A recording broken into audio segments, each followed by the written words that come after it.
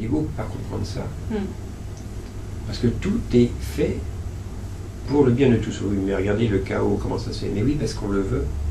Et l'esprit ne peut pas aller contre ce qu'on veut. Mais ce qu'on veut, c'est imaginer. Et l'esprit ne va pas contre ce qu'on imagine. Mais en même temps, il se sert de ce qu'on a imaginé, c'est-à-dire ce monde, pour nous ramener à la maison. C'est ça le paradoxe formidable. C'est que c'est l'esprit qui joue ce jeu. Donc on peut dire que c'est l'esprit qui joue le jeu de la séparation, mais l'esprit c'est nous. Mais c'est pas Dieu, on peut dire. C'est une façon de parler. C'est pour ça que le cours dit que c'est pas Dieu qui a créé le monde. C'est toujours les façons de parler pour peu à peu nous faire comprendre que on peut imaginer ce qu'on veut, donc on a un pouvoir illimité, mais on ne peut pas ne pas être qui on est. On ne peut pas se décréer. Et c'est ça le mystère éternel, incroyable de l'existence. Donc de Dieu, mais Dieu c'est un mot. Mais c'est l'existence aussi bien de Dieu que de notre existence. Mais tout est un don. Et ça c'est un mystère incroyable. Comment ça vient d'où ça? Et c'est un émerveillement perpétuel, infini, parce que on crée des mondes. Et quand on change, qu'on devient plus conscient, on participe à cette création dans un amour, dans des expériences absolument incroyables, et on va vers ça.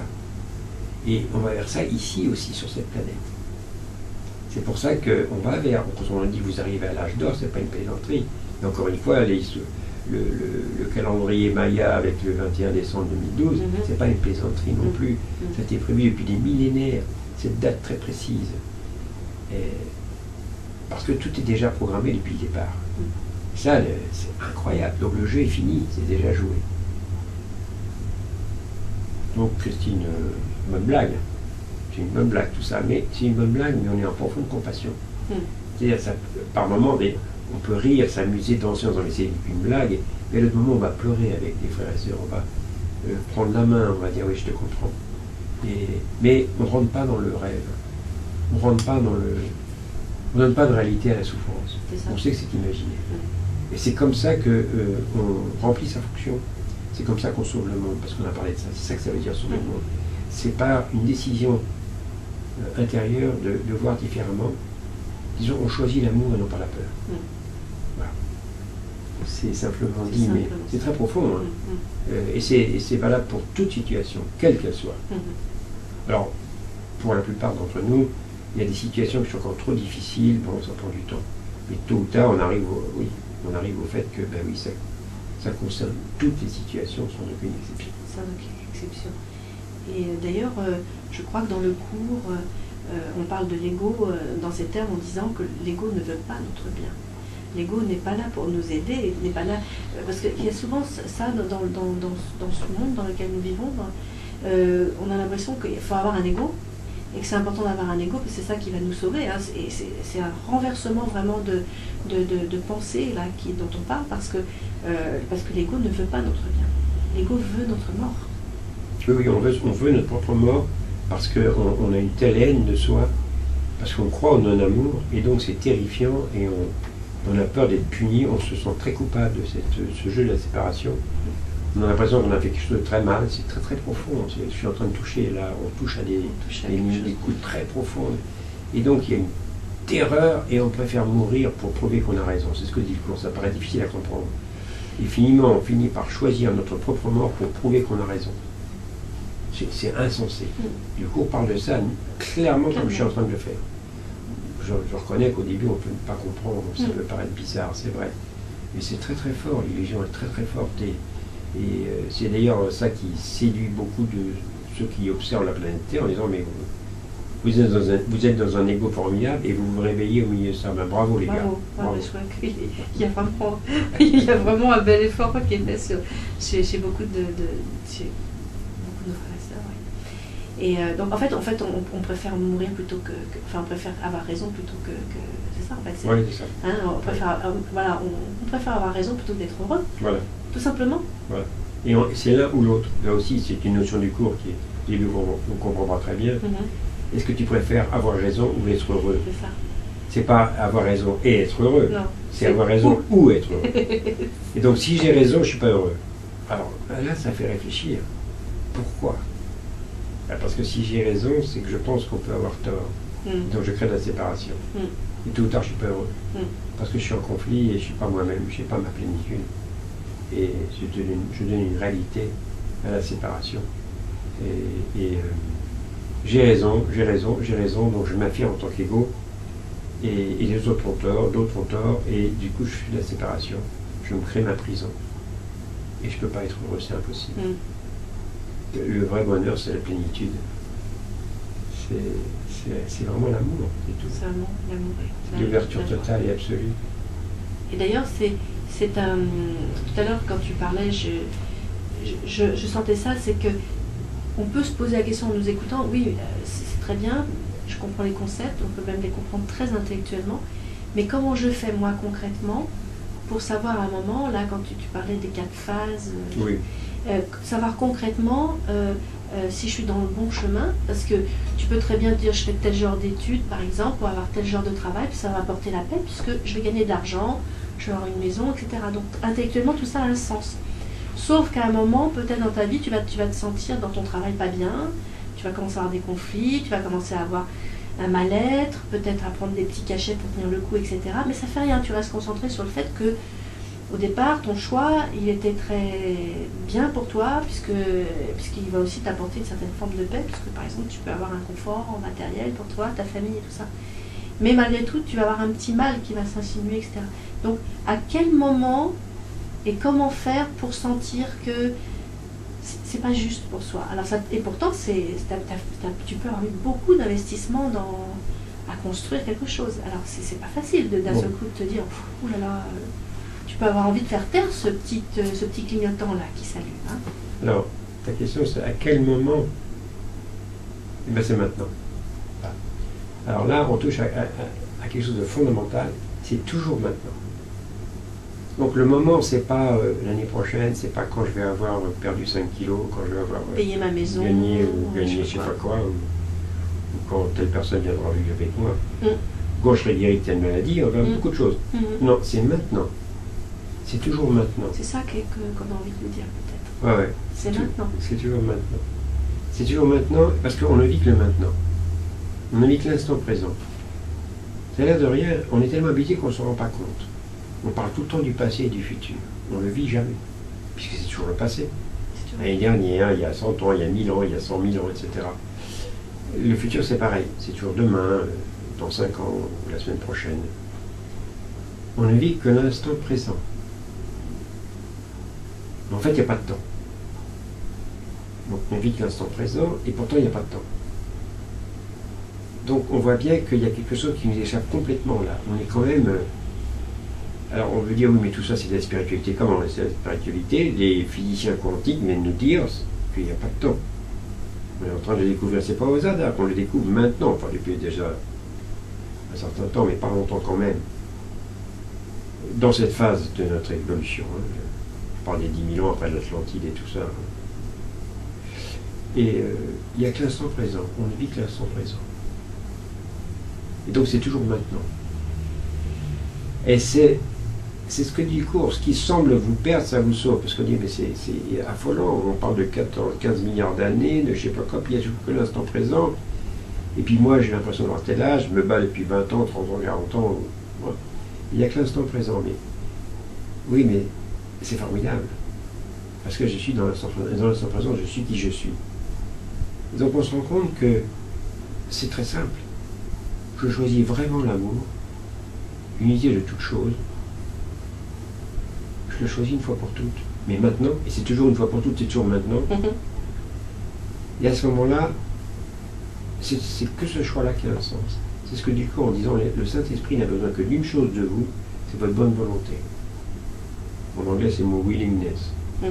Il dit d'accord, ok, je choisis l'amour, je choisis la réalité. Je choisis vraiment l'amour de tout. Je choisis qui sont mes frères et sœurs, c'est tout. J'ai choisi ça, et c'est tout, avec un T majuscule. Encore une fois, comme on disait, qu'est-ce que ça va coûter? Toutes mes illusions. Donc tout ce à quoi je croyais, effectivement, ça disparaît.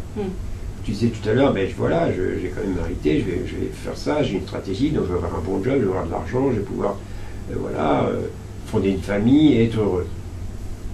Peut-être que je vais fonder une famille, peut-être, mais c'est pas ça qui me rend heureux. Et c'est très fort. Jésus nous dit même, écoutez, vous parlez de paix.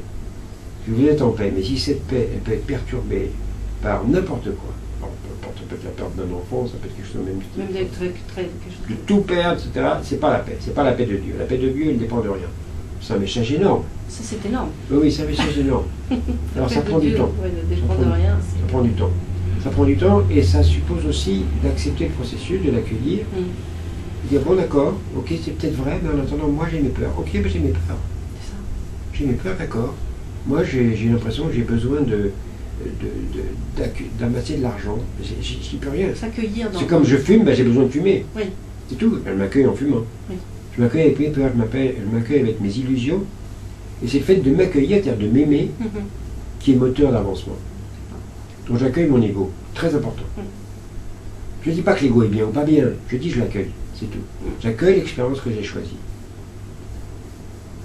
Et qu'est-ce que je fais quand j'accueille? Ben, j'aime. C'est-à-dire j'accueille, j'aime. J'accueille la vie. J'accueille mon expérience de séparation. J'accueille ce qui me culpabilise formidablement, peut-être très inconsciemment, d'avoir choisi cette illusion de me séparer de qui je suis. Imaginez me séparer de qui je suis. Je l'accueille. Donc je commence par accueillir mon incarnation. C'est pour ça que dans beaucoup de thérapies, de vraies travail de développement personnel, on parle d'accueillir l'incarnation. Et c'est très important, c'est d'accueillir le fait que j'ai choisi d'être là. Et la plupart d'entre nous, ce qui est amusant, c'est que, on ne s'en rend pas compte, mais même la quasi-totalité ne choisit pas d'être là.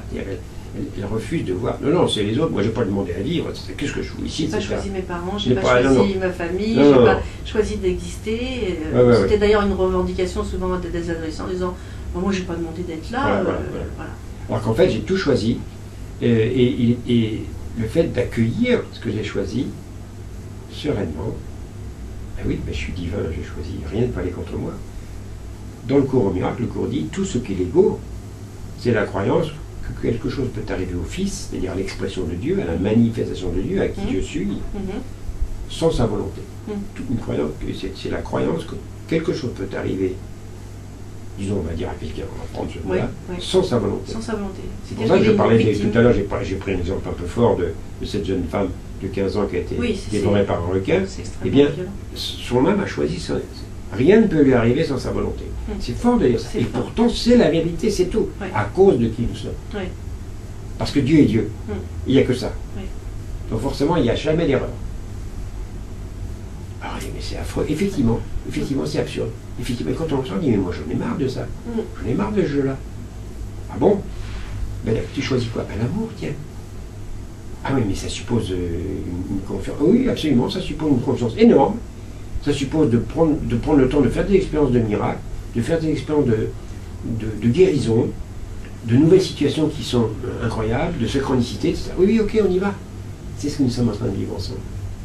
Mais on en fait l'expérience et ça semble prendre du temps dans le temps, dans un temps illusoire. On choisit une nouvelle voie, dans le fond. C'est une nouvelle voie. Totalement ça. Totalement. C'est totalement, c'est l'un ou l'autre d'ailleurs, c'est la voie de l'unité, la voie de l'amour ou la voie de la paix. C'est ça, t'as pas franchement le choix, d'autres choix, quoi, t'as que ce choix. Il n'y a qu'un choix. Voilà. Enfin, il n'y a que deux, deux possibilités. alternatives. Ou tu restes coincé dans ton ego, puis tu peux très bien te regarder longtemps, hein, d'ailleurs, coincé dans cette histoire-là. T'as le droit, tu peux passer ta vie comme ça, quoi, c'est juste. Mais le fait de choisir de l'ego, c'est que c'est une illusion, c'est pour ça que on peut choisir de vivre l'illusion, comme on a choisi, mais on peut choisir aussi de vivre l'illusion comme une illusion. C'est de dire, ben voilà, je choisis de traverser une illusion. C'est différent. Parce que là, je sais que c'est une illusion. Ça a l'air intellectuel à dire, c'est vrai, ça a l'air très intellectuel. Tu veux dire qu'on se place comme quelqu'un qui regarde une pièce de théâtre? Ouais. Tu es à la fois le comédien sur la scène, et en même temps, tu es dans la salle et tu regardes. Voilà. Alors, ça n'a de rien, mais parce qu'on dit, mais ça sert à quoi ça? C'est qu'en fait, ça crée les miracles, c'est ça qui libère vraiment. Parce qu'on choisit pour tout le monde, c'est ce que je disais tout à l'heure. Par exemple, cette jeune fille de 15 ans qui s'est fait dévorer par un requin là, hier ou avant-hier, on a entendu ça à la télévision, on a vu ça. Eh bien, elle est là, quelque part, elle est là, c'est moi, elle. Je la ressens là, ben, je la ressens, c'est pas. Mais je sens sa joie. Parce qu'elle n'est que joie. C'est vraiment ça. C'est pas une plaisanterie. Alors je sais que les parents pleurent, je sais que ok, ça émeut les gens parlent, ok, très bien. La peur des requins, je sais tout ça.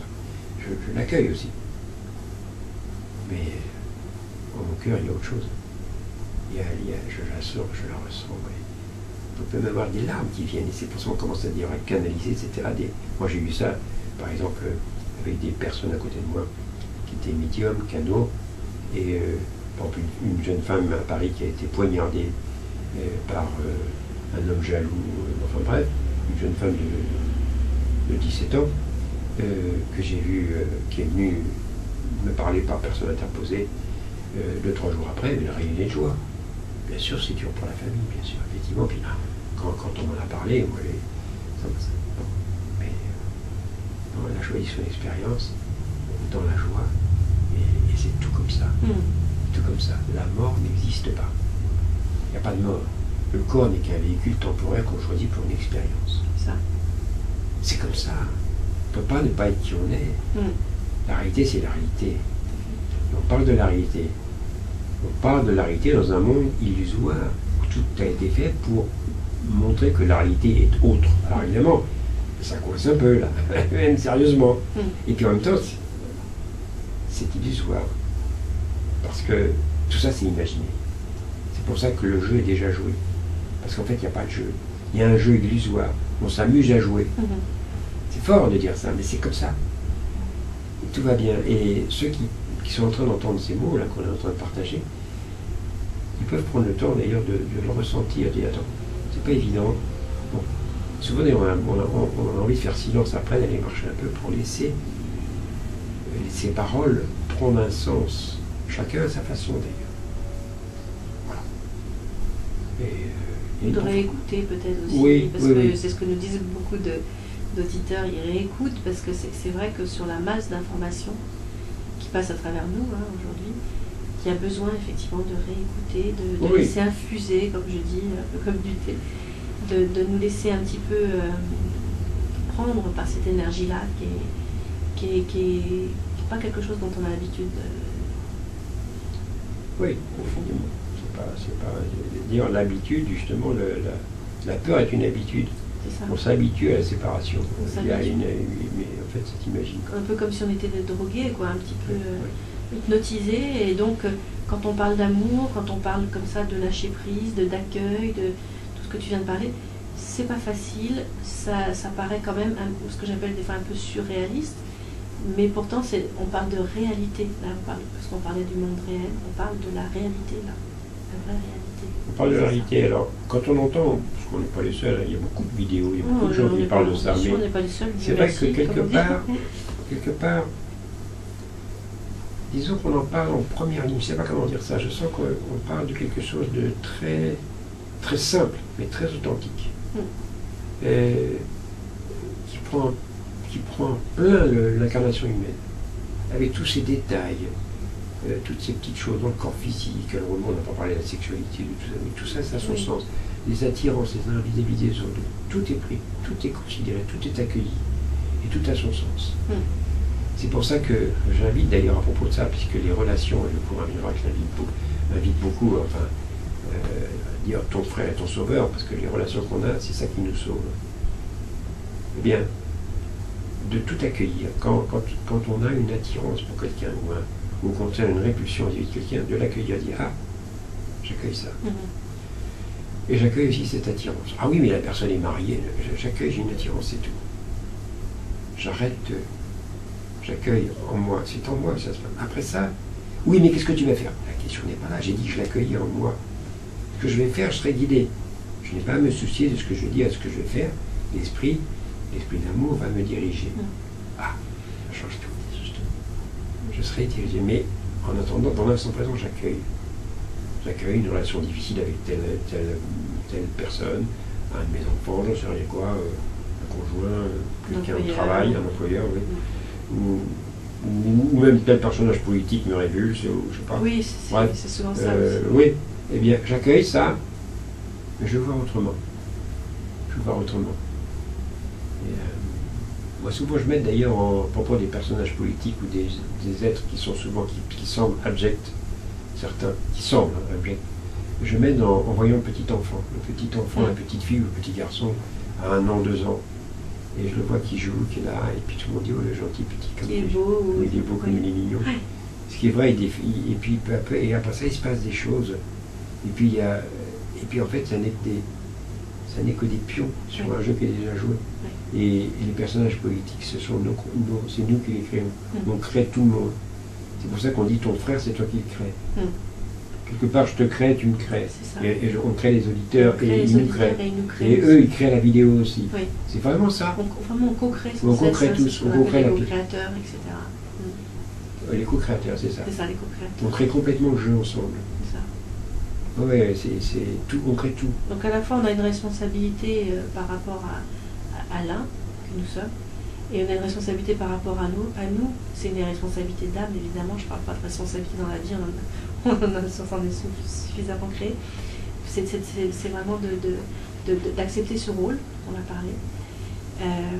Il y a une phrase dans le cours, et je ne sais pas si ça peut être une conclusion, mais en tout cas qui dit que on ne peut pas changer le monde, mais on peut changer la vision que l'on a du monde. C'est à peu près ça. Donc c'est ce qu'on vous encourage à faire à travers cet échange. Moi, c'est comme ça que j'ai envie de conclure. Changez votre vision du monde et le monde changera. Oui, parce que changer la vision du monde, effectivement, c'est à cause de qui on est. Donc on change la vision du monde, et c'est dont je parlais tout à l'heure à propos de regarder les nouvelles ou d'écouter les gens dans la rue, etc. Ils sont le divin. Ils sont l'expression de Dieu, l'expression de l'amour. Ils ne sont qu'amour et rien d'autre. Et c'est ça que je veux donc.